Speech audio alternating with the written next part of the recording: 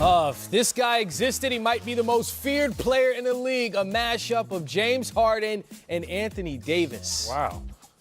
Okay, you got the beard with the unibrow. All right. That's borderline missing link right there with the unibrow and the beard. Yeah. That would be two of the top 5 scorers in the NBA combined into one man. Unstoppable. Speaking of which, we're going to see 4 of the top 5 scorers right here on NBA TV tonight. The beard versus the brow starts at the top of the hour, followed by the Warriors and the Blazers. The Rockets, well, they've taken off. Winners of 8 of their last 9, the last 3 without Chris Paul. All wins Harden, averaging 42 points a game. Also, though, playing 40 minutes a night over the last 7 games. How long can they ride James Harden playing that well before he runs out of gas? Yeah, and he's scoring 39 a game over the last 9 games. They're 8-1 in that period of time. The 38 minutes a game that he's played in the 9 is a lot. The 40 over 7 is scary, and it's trending in the wrong direction. And you could ride him and get through this situation because the Western Conference is so difficult and such a gauntlet. You need to keep calling his number. You really don't have an alternative on that Houston team. That Rockets roster doesn't have a depth of playmaking. So they're in a very difficult position right now because they have to maintain their positioning. Oh, and the problem with James Harden's minutes, you said how long can they ride him? I'm not sure. They have to ride him until Chris Paul gets back. They don't have another option, but I'm a little bit scared of what the outcome may be or how James looks on the outside of it. Not only does he have to play a lot of minutes, but he has to do so much in those minutes. I mean, sometimes he's dribbling 17 and 18 times just to get a single shot off. So when you have a guy like James Harden playing heavy minutes and then being asked to carry everything for you offensively, that is a lot to bear for one basketball player. I hope things work out well. I think they will, but I think this slowly but surely wears on you, fatigues you down the stretch. Brendan, how about Eric Gordon? Here's a guy that has proven throughout his career to be a very efficient scorer, but averaging just 37% from the field overall and 30% from three-point range. How much do they need him to get it going, especially with Chris Paul out? They definitely need Eric Gordon to get it going. Chris Paul's out, like you just said, and he's the next man up. When you think about explosive offensive players on this team, you think of James Harden, and then you think of Eric Gordon after that. For some reason, I'm not sure, he hasn't looked the same as he has in the past. He definitely didn't look as good as he did last year. Last year, I thought Eric Gordon was one of the main reasons this Houston Rockets team was so good, the way he was able to come out there and be that third guy for this team. This year, he hasn't resembled last year's Eric Gordon. I don't know what it is. I'm not sure if it's a chemistry problem. I'm not sure if it was just getting out of a funk. We don't know. We've seen guys go through shooting slumps before. Hey, Klay Thompson is in a shooting slump right now, so shooting slumps can happen to anybody at any time. But the Rockets need Eric Gordon to wake up, get out of this slump, and take some of this pressure off of James Harden.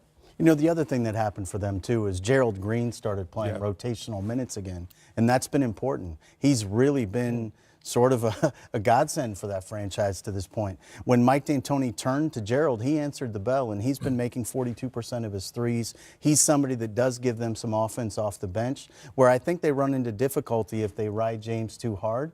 That's when you see him take breaks on the defensive side of the ball.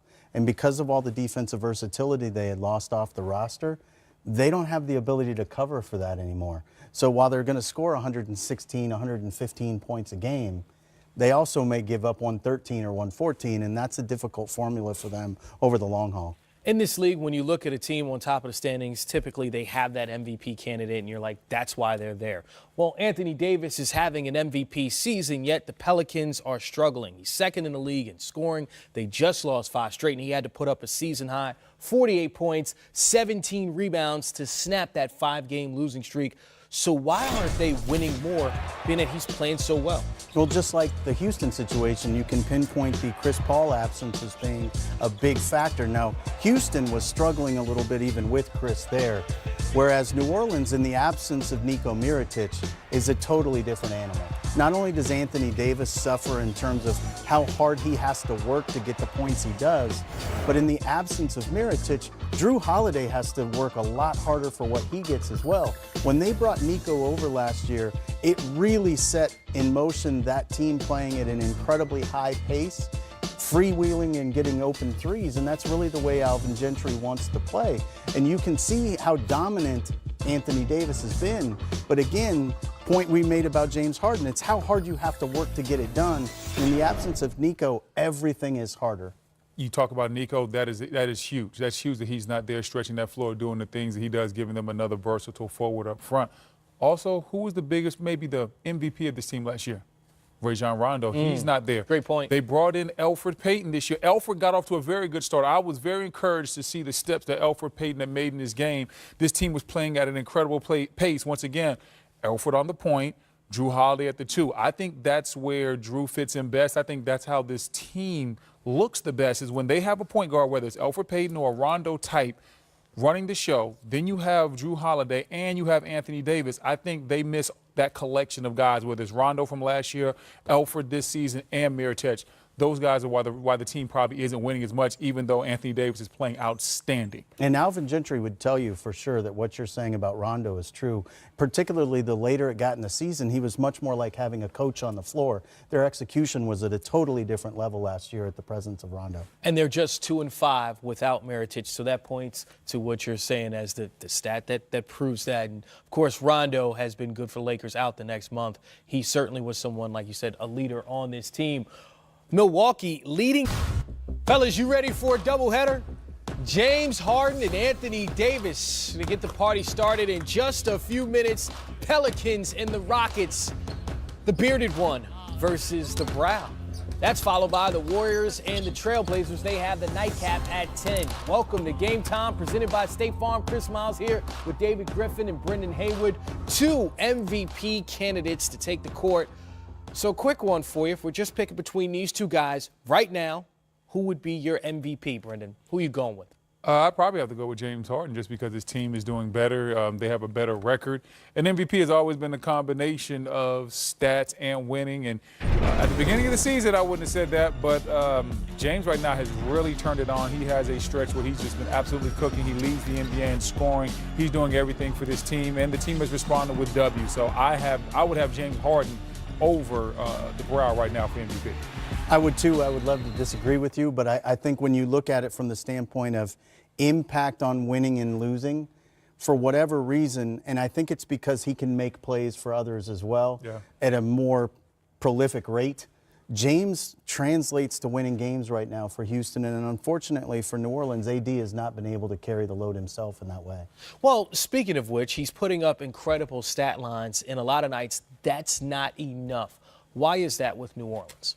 Well, I think part of it is just the playmaking aspect that we talked about, and Brendan touched on it relative to the lack of Rondo and Elfrid Payton. There's an awful lot that's required for AD to get the ball in scoring position that isn't required for James Harden. You're not going to have AD take 17 dribbles to take a step back 3.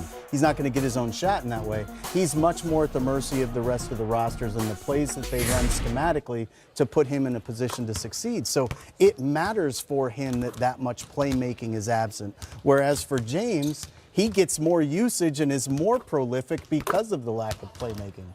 I just feel like when you look at AD, and what to Griff's point is he's exactly right.